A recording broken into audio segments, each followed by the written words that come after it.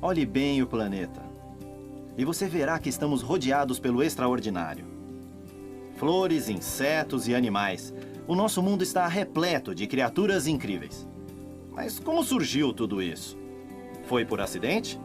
Resultado do acaso? Ou existe outra explicação? Oi, sou David Hames. Nos minutos seguintes, vamos conhecer o mundo das criaturas incríveis e ouvir tudo o que elas têm a dizer.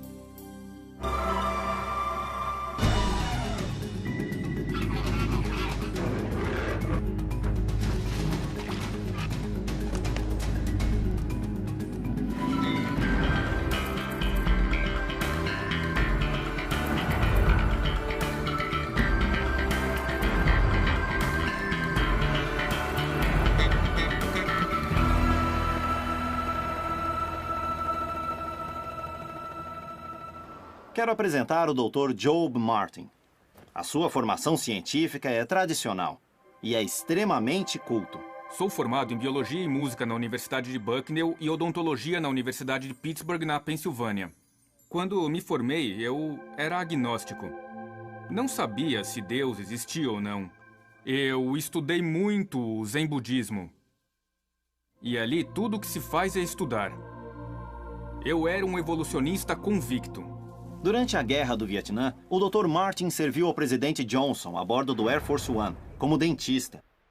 Mais tarde, tornou-se professor universitário e era um evolucionista convicto.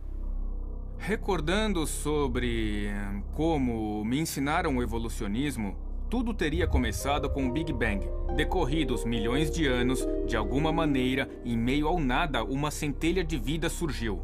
Dizem que aquela centelha, após cerca de 3 bilhões de anos, finalmente tornou-se uma célula viva, viva e reprodutora.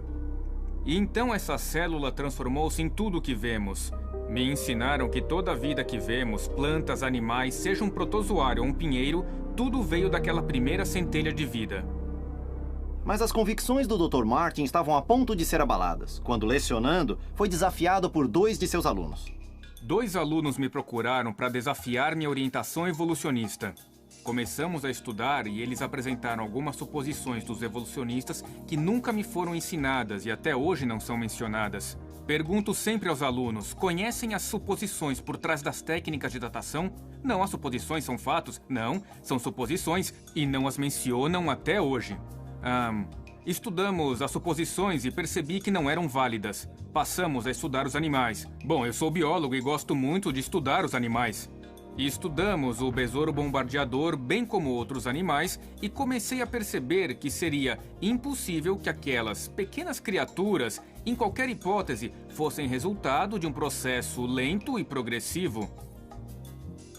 Não existe um semipulmão ou um semifígado ou um órgão que se torne um cérebro, por exemplo, ou desenvolver lentamente um conjunto de órgãos. Tudo deve estar ali ao mesmo tempo, pois, se não for exatamente assim, teremos um animal morto. Hoje, o Dr. Martin ensina aos estudantes de todo o país suas incríveis descobertas sobre os animais. Existem mamíferos gigantes que vivem no oceano, mas respiram ar. Consomem quase 20 mil litros de ar por minuto. Chegam a pesar 135 toneladas. A língua deles é do tamanho de um elefante. Ao nadar na superfície, geram a potência de 3 carros de alto desempenho. São as baleias, gigantes do mar. É o maior animal já criado, pelo que sabemos. Não se viu nenhum fóssil de dinossauro maior do que a baleia azul. 30 metros de comprimento, 135 toneladas. Sua língua alcança o peso de um elefante. Ela tem 22 toneladas de gordura. Toneladas e não quilos. Mas baleias não são apenas gigantescas. São também muito complexas. A baleia corcunda possui enormes nadadeiras que, como as orelhas dos elefantes, agem como reguladores de temperatura. A baleia corcunda nada em águas rasas, que são mais quentes, e também mergulha fundo, indo e voltando. Há grandes variações de temperatura ao redor de seu corpo. Suas nadadeiras possuem inúmeros vasos sanguíneos perto da pele. permitindo à baleia usá-los para resfriar ou aquecer o seu corpo. Essas baleias, ao mergulhar, soltam muitas bolhas pelo respiradouro. Começam com um grande anel de bolhas, que age como uma rede aprisionando o krill, que tenta fugir das bolhas indo para o meio do círculo. A baleia fecha o cerco, formando círculos cada vez menores, aprisionando o krill apenas com as bolhas. Então ela nada pelo meio do túnel e abre a sua boca enorme, engolindo 1 tonelada de krill de uma só vez. É uma hábil pescadora. É incrível. Se a evolução é verdade, como esses animais descobriram isso? Os cachalotes mergulham bem fundo, a 170 metros por minuto. Um cachalote mede 21 metros. A pressão da água aumenta em 1 atmosfera a cada 3,5 metros. Com seus 21 metros de comprimento, ela percebe 3, 4 ou 5 intensidades do peso da água pressionando diferentes partes do seu corpo. Podemos pensar que isso esmagaria a baleia, mas Deus fez a baleia permitindo diferentes pressões sanguíneas em seus vasos. Ela possui um coração poderoso, pesando quase 1 tonelada, bombeando o sangue por suas artérias e veias. Ela é capaz de fechar partes de seu sistema circulatório para aumentar a pressão sanguínea no cérebro ao mergulhar de cabeça. Ela consegue distribuir a pressão interna pelas diferentes partes do corpo. Na profundidade, se alimentando, ela desliga a circulação de quase tudo, menos da cauda, o cérebro e o coração. Se alimentam sem gastar muita energia lá embaixo. O cachalote gosta de comer lulas, lulas gigantes de 12 metros. Travam enormes batalhas. Há muitos cachalotes com o corpo todo marcado pelas garras das lulas. Baleias são muito sociáveis e possuem um sofisticado sistema de comunicação que lhes permite comunicar-se por centenas de quilômetros. Emitindo ondas sonoras, as baleias localizam as presas, ou cardumes de peixes. Focalizam o alvo pelas reflexões, inspiraram o desenvolvimento do sonar. A evolução diz que baleias eram mamíferos terrestres que decidiram voltar para o mar. Deus fez as baleias de modo que respirem por um respiradouro sem nenhuma conexão com a boca. Nós temos essa ligação. Mamíferos possuem ligação entre o nariz e a boca. Se o seu nariz se encher de água, ela descerá para a boca. A comida na boca da criança às vezes sai pelo nariz. Mas as baleias, como elas comem? Precisam abrir a boca, às vezes sob enorme pressão, e enchê-la de alimento. Portanto, o respiradouro e a boca não estão ligados. Como poderia evoluir lentamente de uma condição para outra se ela não sobreviveria com um sistema parcialmente conectado? Ele deve ser desconectado e funcionar, ou ela se afoga. Não vejo evidências de que mamíferos terrestres tenham migrado para o oceano, tornando-se baleias, focas, golfinhos ou algo do gênero. Não existe nenhuma prova disso.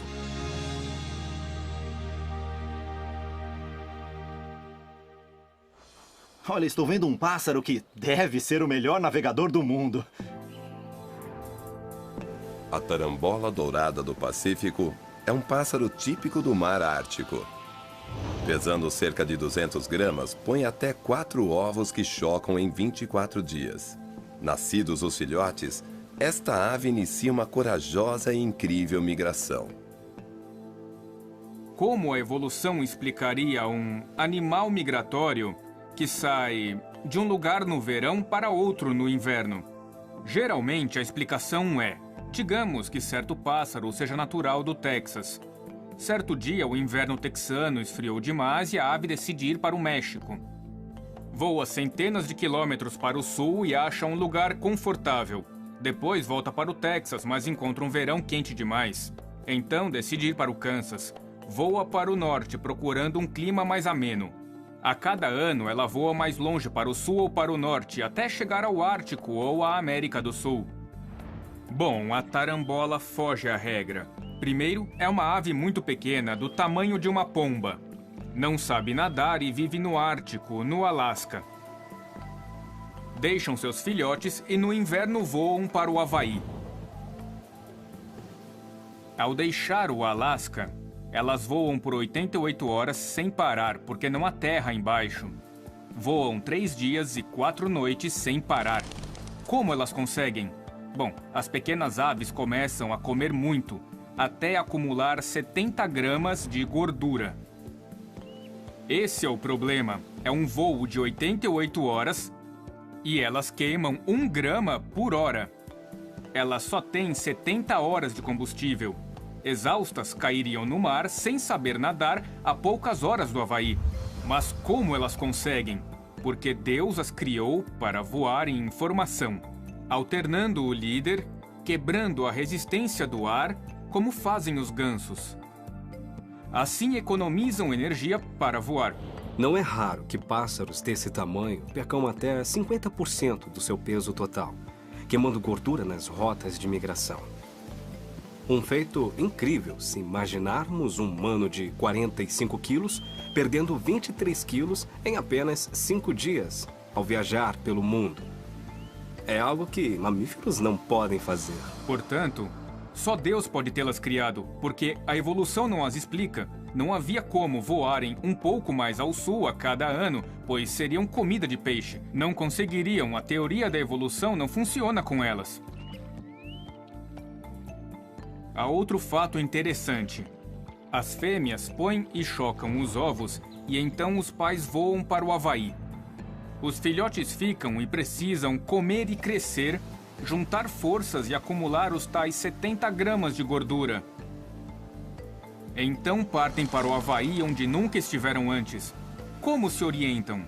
Como sabem para onde ir? Ninguém sabe ao certo.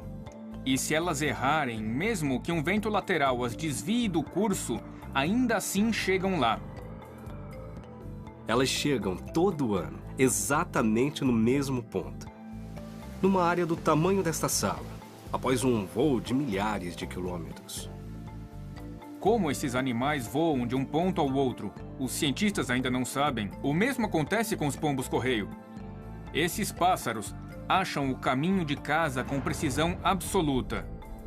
Sabem para onde ir a partir de qualquer lugar do planeta, sobrevoando áreas onde jamais estiveram. Eles utilizam recursos que ninguém sabe como aprenderam. Quando os levamos e soltamos, eles voam um pouco em círculos, se orientam e voam para casa. É impressionante. O que os guia através dos ares? O que Deus colocou dentro deles? Acho que a única explicação é que Deus fez essas criaturas de modo que encontrem o caminho, em lugares onde nunca estiveram. Que obra maravilhosa de nosso Deus! Errei. As libélulas são muito rápidas. Em inglês tem o nome de dragão. Isso por causa das suas mandíbulas. Vejam só. A libélula é exímia caçadora. Mergulha sobre a presa a mais de 30 km por hora. O desenho de suas asas lhe confere notável habilidade de voo. Com olhos que localizam presas a mais de 12 metros, poucas escapam. A libélula vive na água enquanto larva. As larvas vivem na água por 1 ou 2 anos. Nesse estado, se alimentam de pequenos peixes e girinos. São como o Tiranossauro Rex. No topo da cadeia alimentar de muitos sistemas aquáticos, ela possui uma mandíbula sem igual. Ela se dobra por baixo, pode avançar e capturar qualquer coisa que passe por perto. Digamos que há um grupo de girinos e surge uma larva de libélula que captura e come um deles. O girino que está sendo devorado emite um tipo de sinal que faz com que os girinos próximos mudem de cor para nadar mais depressa e fugir da larva. Ou seja, não há como a evolução explicar esse tipo de coisa. As libélulas possuem os melhores olhos dentre os insetos. Com até 30 mil pequenas facetas, cada uma delas absorve um pouco de luz, um pouco de imagem. Não existe nada igual. Dizem que Sikorsky, o inventor do helicóptero, estudou as libélulas e obteve ideias para o helicóptero. A libélula tem 2 conjuntos de asas. As asas dianteiras, ao voar para frente, dão sustentação, e as asas traseiras dão propulsão, empurrando-a à frente. Mas ela pode voar para trás. Quando a libélula voa para trás, as asas traseiras a sustentam e as asas dianteiras empurram. Há uma reversão das funções dos músculos ao voar para trás instantânea. Voa para frente, para e volta. Libélulas possuem músculos ligados a cada asa e se movimentam independentes. São capazes de executar complexas manobras aéreas. São insetos difíceis de capturar. Até onde eu sei, é o único inseto que, ao virar, vira de corpo inteiro.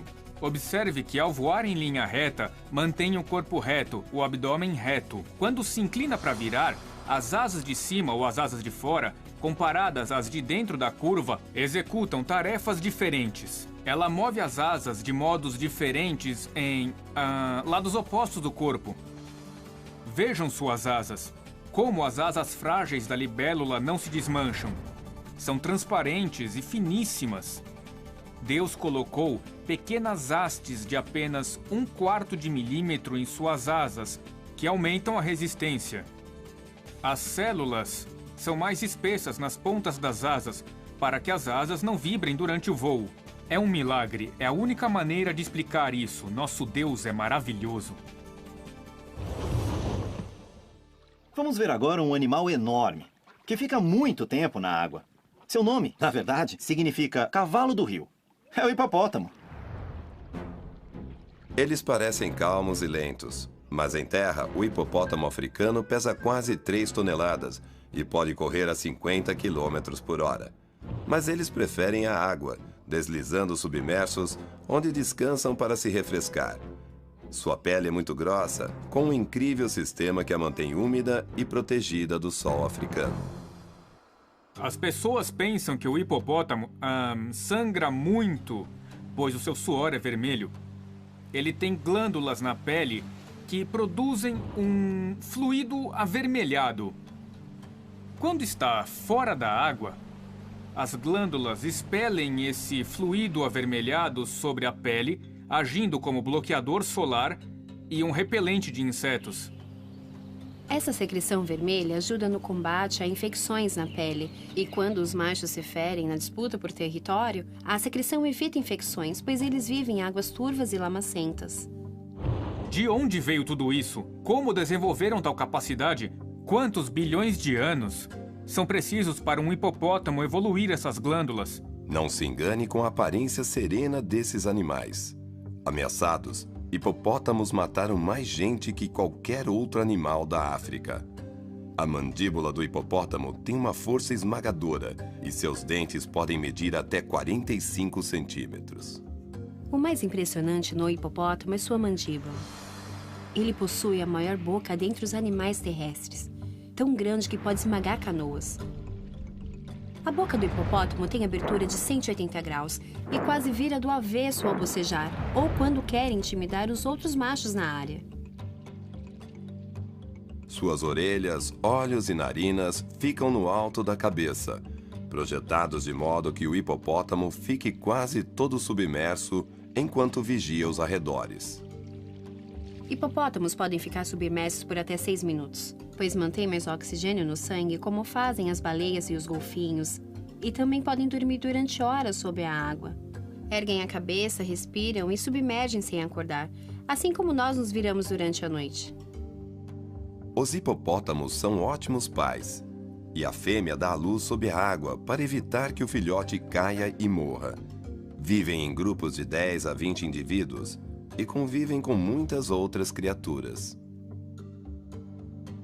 Há várias criaturas aquáticas menores cuja subsistência depende dos hipopótamos, que deixam seus excrementos na água e essas espécies dependem disso. Há lugares na África com lagoas nas quais, por algum motivo, os hipopótamos não vão. são estéreis, não há vida nessas lagoas. Portanto, são espécies que dependem uma da outra. Certamente, isso também é uma obra de Deus. Há muito que aprender, muito mais a aprender sobre essas coisas que Deus fez.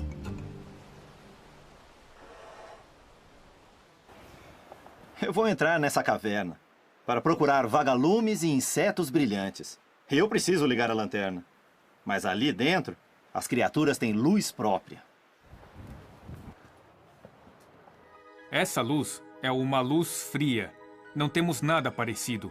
Cientistas não descobriram como fazer isso. Transformar 100% da energia em luz. Numa lâmpada incandescente, 4% é luz e o resto é calor. Portanto, desperdiçamos 96% da energia. Mas no vagalume e semelhantes, a luz é tão brilhante que os nativos da América do Sul os prendem em cestos que são usados como lanternas nas florestas, de tão forte que é a luz. Há duas substâncias que são misturadas, luciferina e luciferase.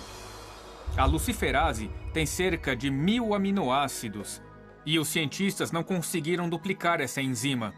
Então, eis aí um inseto que supostamente não sabe nada de nada e supostamente evoluiu não se sabe do que, mas é capaz de fazer algo que nós não podemos. Com toda a nossa tecnologia, não podemos fazer. Mas como essas criaturas criam luz? Com que propósito? E por que elas emitem luzes em sequências aparentemente planejadas? Os cientistas acham que está relacionado com o acasalamento. Alguns desses insetos piscam sua luz numa sequência exata e se comunicam pela luz. Outro fato interessante: há uma espécie desses insetos que ocupa cada uma das folhas de uma árvore e se acendem na árvore toda. Todos se iluminam no mesmo instante. Os cientistas não fazem a menor ideia de como eles se comunicam para acender. Muito bem, é agora. E todos acendem. A luz pode ser vista a quase 2 quilômetros. Iluminam margens de rios no sudeste da Ásia. É realmente um evento fenomenal. Nosso Deus é surpreendente nos detalhes que criou. Ele começou do nada. Nós temos tanto para contemplar. Ele começou do nada absoluto. Criou todos os detalhes e funcionam. Isso exige genialidade, sabedoria e poder. Esse é o nosso Deus, o da Bíblia. Criaturas incríveis! Você sabia que os índios americanos esfregavam vagalumes no rosto e no peito para se enfeitar? Que medo! Acabei de pensar. Estou numa caverna, durante o inverno. Os ursos não hibernam nas cavernas durante o inverno?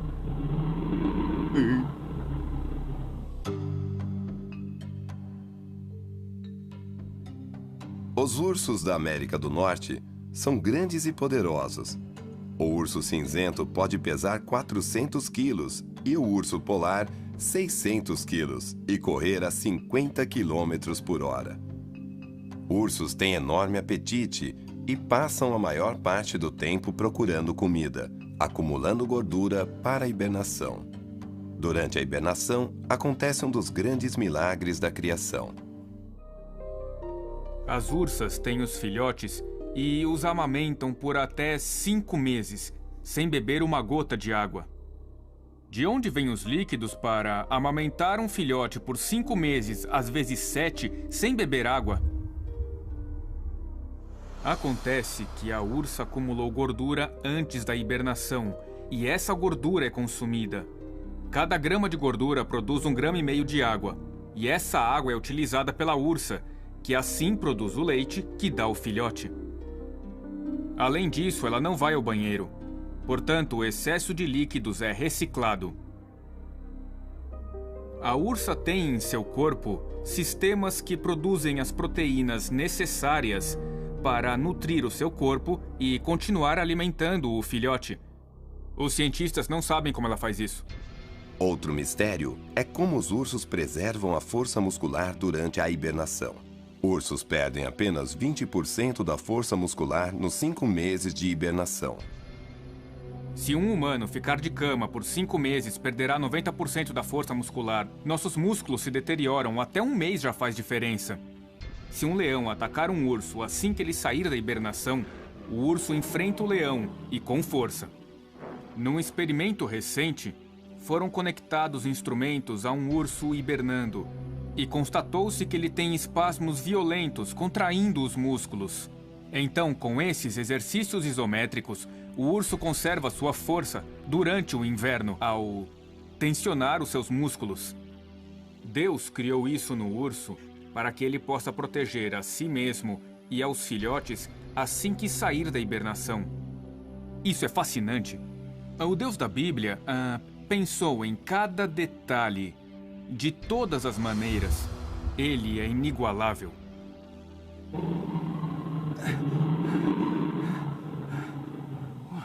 Uau! Acordar uma ursa com filhotes?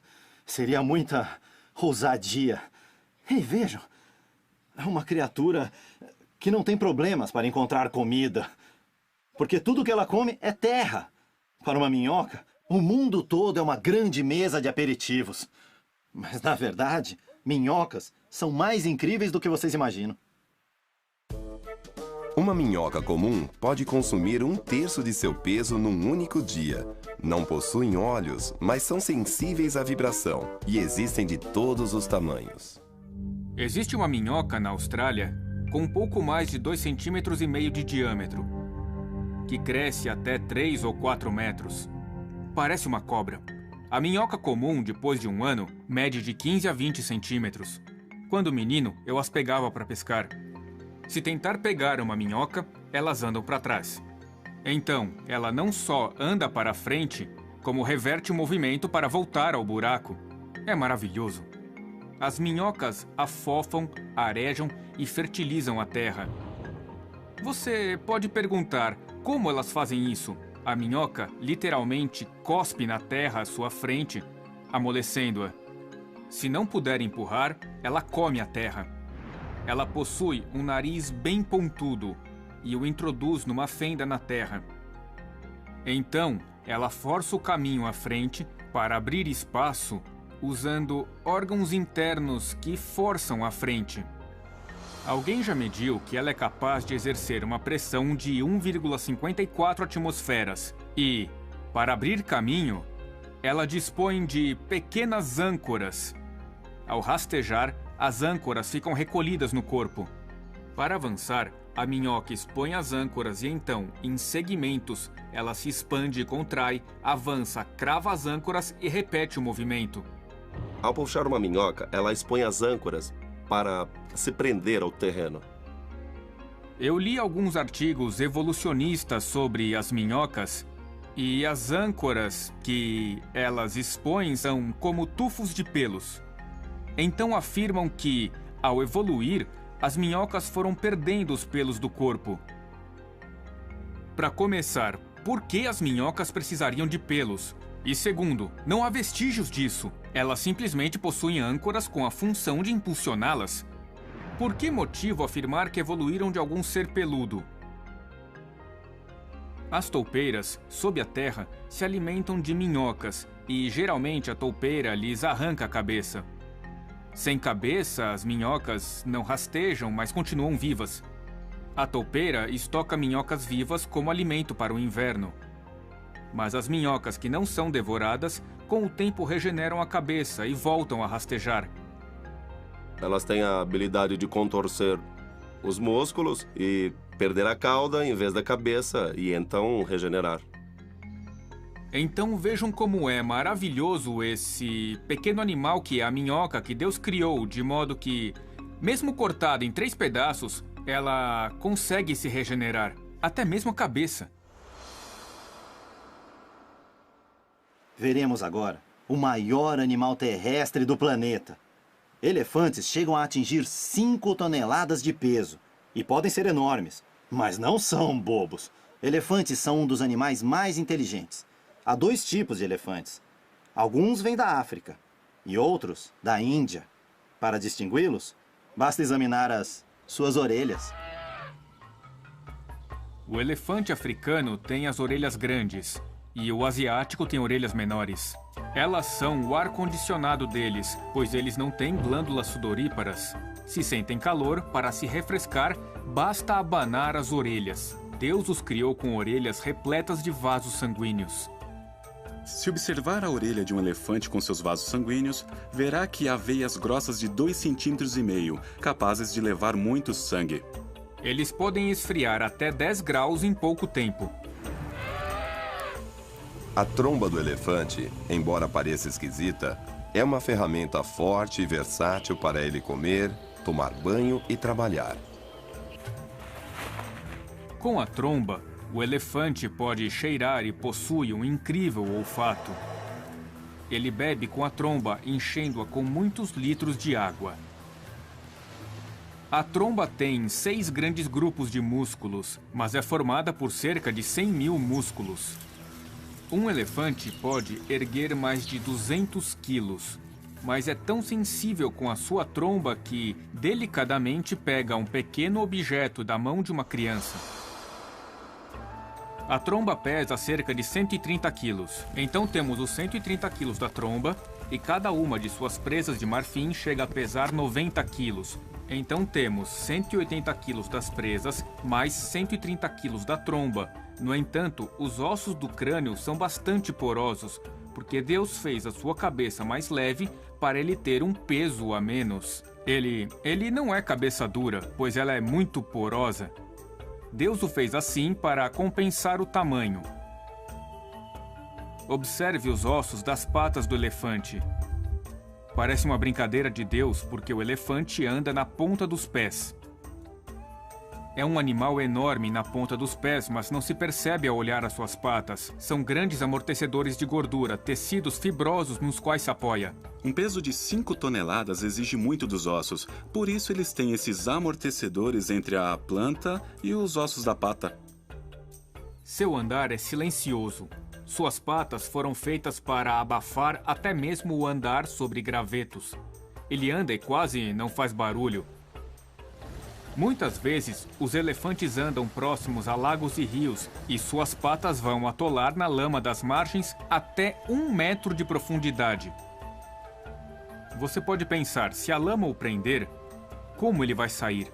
Veja, Deus fez a perna do elefante de tal modo que, ao puxar a perna que está atolada no barro, na lama, ela diminui de diâmetro. A perna afina e a pata também. Assim, ele não tem problema algum.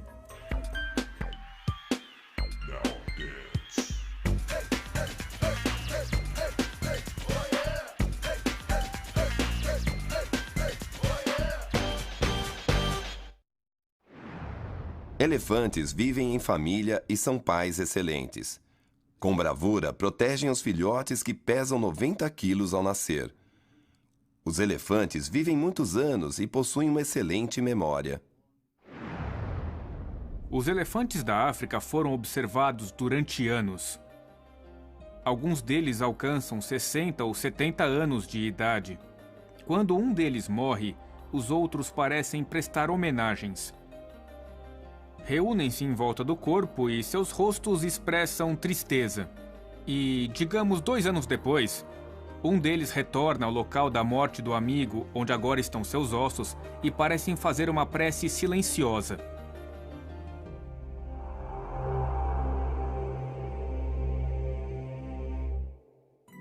As ideias têm suas consequências. Basta olhar nossa cultura, observar o que é ensinado nas escolas e universidades. Há até coisas que são ensinadas que não são verdades. E sabe-se que não são verdades. Por exemplo, a figura do embrião de Haeckel, que ainda aparece nos livros escolares. Mostra imagens de embriões de cavalos, de vacas, de porcos, de humanos, todos com a mesma aparência. Desde 1884 foi provado que é uma imagem forjada, mas ainda aparece nos livros. Há também o caso das mariposas Biston. O que acontece? Dizem que essas mariposas vivem no tronco das árvores e, durante a Revolução Industrial, os troncos ficaram cobertos de pó, fazendo com que os pássaros não enxergassem as mariposas claras, mas comessem as mais escuras, e isso provaria a seleção natural. O fato é que tudo isso é uma fraude. Essas mariposas nem vivem nos troncos, não pousam ali e vivem nos topos das árvores. Os pássaros não podem caçá-las nos troncos porque elas nem pousam ali. Mas as imagens ainda aparecem nos livros, apesar de terem sido desmentidas publicamente em 1999.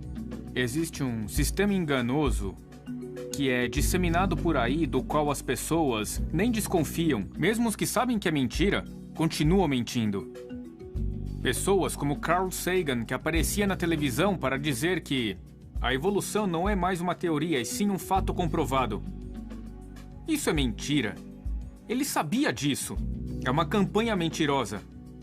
Quando um homem ilustre, com doutorado e jaleco branco, se apresenta diante de um público leigo e diz: provamos cientificamente que a evolução é verdadeira, para começar, isso não é ciência. É impossível provar macroevolução com a ciência. Ela é mais uma filosofia. A verdade é que a evolução não é um fato provado. O pardal é uma das aves mais comuns no mundo todo, mas há poucos que voam como ele. Observem o pardal. Para ele, parece tão fácil voar. Ele voa pelas árvores ou arbustos cheios de espinhos e folhas sem esbarrar em nada. Ao desviar e fazer manobras, ele é capaz de controlar e reajustar suas penas conforme a necessidade. Por exemplo, se num voo regular ele é pego por um vento lateral, ele ajusta as penas da asa até mesmo em apenas 1 grau. Ele pode virá-las, levantá-las ou abaixá-las. E tudo isso é controlado por seu cérebro. Cada pena pode ter um ajuste diferente. As penas são um material com a melhor eficiência aerodinâmica, mais fortes que o aço. A evolução diz que as penas vieram das escamas, pois as aves vieram dos répteis. Isso parece resultado de escamas que não têm músculos nem folículos. Até suas funções diferem. Não há nada em comum. Se vieram dos répteis, era de se esperar que tivessem ossos como dos répteis. Não há semelhança. Há bolsas de ar dentro dos ossos que podem ser enchidos com ar como nos pulmões. Seus ossos são muito leves e feitos para voar. Tudo num pardal foi feito para voar. O homem jamais conseguiu alcançar a eficiência dos pássaros em termos de habilidade de voo com suas aeronaves e similares. Seu coração é tão eficiente que pode alcançar até 760 batidas por minuto. Por anos, os detalhes do pardal despertam a curiosidade e a imaginação de engenheiros. Ele possui um sistema digestivo pequeno, com sucos gástricos muito concentrados, porque o pássaro não voará se for muito pesado. Então ele come, digere rapidamente e elimina os dejetos. Todos os detalhes foram considerados e pensados no projeto do pássaro, assim como no projeto do vagalume ou no projeto da libélula. Outro detalhe sobre pardais e outros pássaros é o seu ponto de incubação. Quando estão para botar os seus ovos, e Deus os fez desse modo especial, porque eles não precisam carregar os seus embriões ao voar. Bom, na área do peito existem penas finas e penugens que começam a cair e até servem para forrar o ninho, mas deixam a pele descoberta. Essa pele é fascinante, porque os vasos sanguíneos se multiplicam 7 vezes mais do que o normal e aumentam 5 vezes o seu tamanho. Quando essa pele encosta-se aos ovos, de alguma maneira há uma comunicação desde o ovo através do ponto de incubação até o cérebro da ave. Se por algum motivo os ovos estiverem muito quentes, a ave pode se afastar um pouco. Se os ovos estiverem muito úmidos, há como a ave cuidar disso. Essa comunicação acontece pelo ponto de incubação. Os pinguins chocam os seus ovos sobre os seus pés, porque assim os ovos ficam longe do gelo e da neve e cobrem os ovos com a pele da barriga e com as penas, envolvendo os ovos por todos os lados.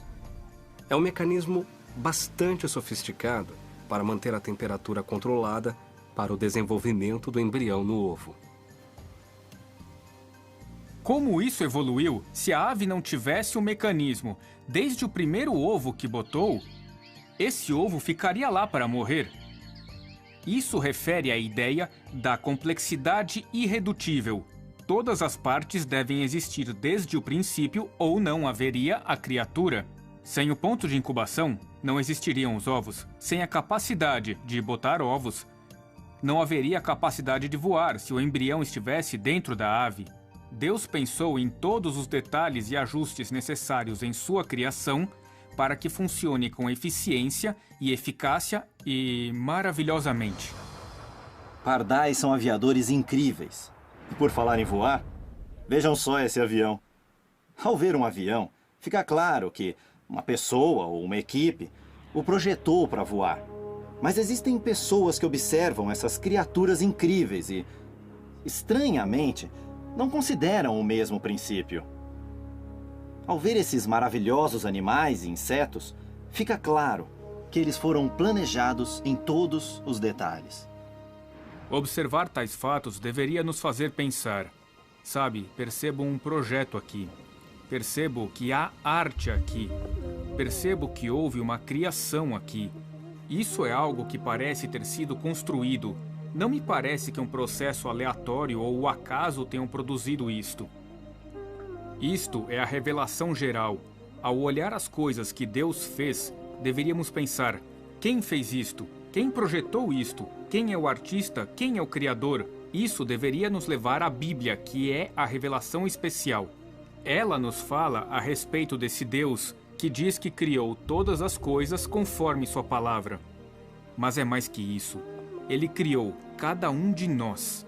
O Criador entrou em sua criação na pessoa de Jesus Cristo. E Jesus Cristo, o Criador que realizou seus milagres aqui na Terra para provar que ele era Deus, fez coisas que nós não podemos. Há pessoas que dizem: eu sou Deus. Eu respondo: muito bem, prove. Quero vê-lo andar sobre a água. Eu não posso fazer isso. Bom, quero vê-lo criar um planeta. E eu não posso fazer isso. Então você não é Deus? Eu conheço Deus e sei quem pode fazer isso. Seu nome é Jesus. Ele veio até a sua criação como homem, 100% Deus. E ele morreu na cruz como castigo pelos seus e pelos meus pecados.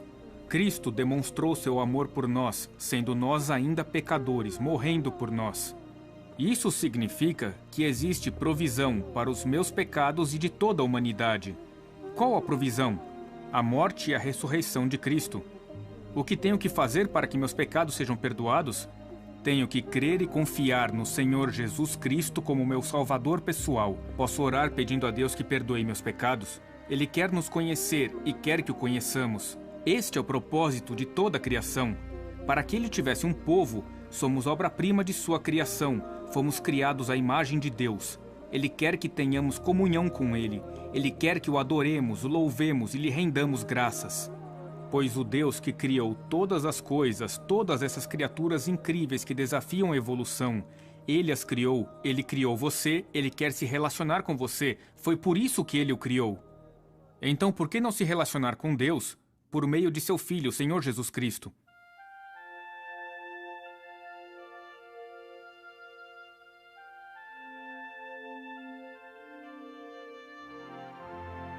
Você já sabe, estamos rodeados de criaturas que são incríveis. E quando contemplar esse mundo maravilhoso, saiba que não foi por acaso. Sou David Hames. Até a próxima!